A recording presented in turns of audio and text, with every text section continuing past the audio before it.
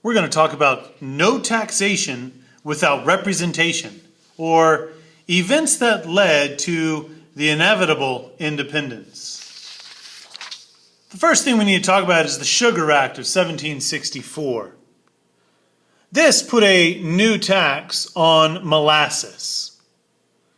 It replaced an extremely high older tax, and most merchants were smuggling molasses into the colonies anyway, and paying off tax collectors to look the other way.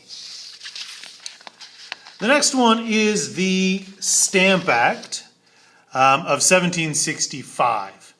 This placed new taxes on legal documents and other paper goods, such as wills, diplomas, marriage certificates, newspapers, almanacs, playing cards, and dice. All items named in the law had to carry a stamp showing the tax had been paid. This is not like a stamp to put on an envelope. It's a stamp to say that you have paid a tax on these particular type of documents. Some of these taxes led to peaceful protests. Colonists sent petitions to the king about the unfair taxes.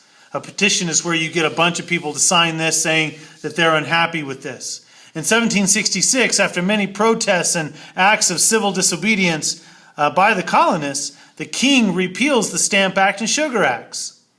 Along with the cancellation of these taxes, the king had Parliament pass a law that allowed him to raise taxes in all cases whatsoever.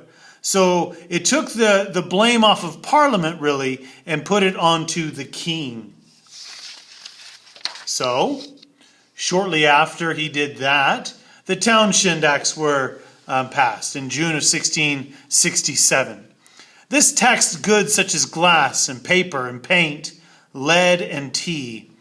Colonists still objected, continuing the feeling that it is unfair to tax without their consent. The Townshend Acts were repealed 1 month later in July. The writs of assistance were passed along with the Townshend Acts, and this was a way to try to stop the smuggling that had become prevalent.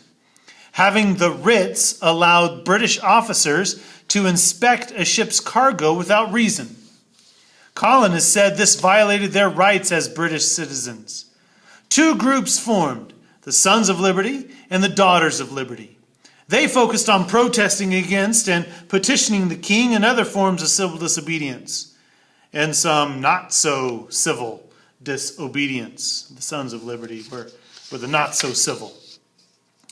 The Tea Act of 1773 was when the British East India Company was the main supplier of tea for the colonies and was in debt. They sell to merchant pays taxes, merchant sells to the colonists, and colonist pays merchant taxes. Most colonists weren't buying tea, though. Britain decided to sell directly to the colonists and skip the merchants because that drove up the price. The result was tea that was actually cheaper than ever before. Parliament hoped this would encourage colonists to buy more tea, but the colonists still thought this violated their rights and hated the Tea Act. The Boston Tea Party resulted. Britain was furious and wanted to punish the colonists.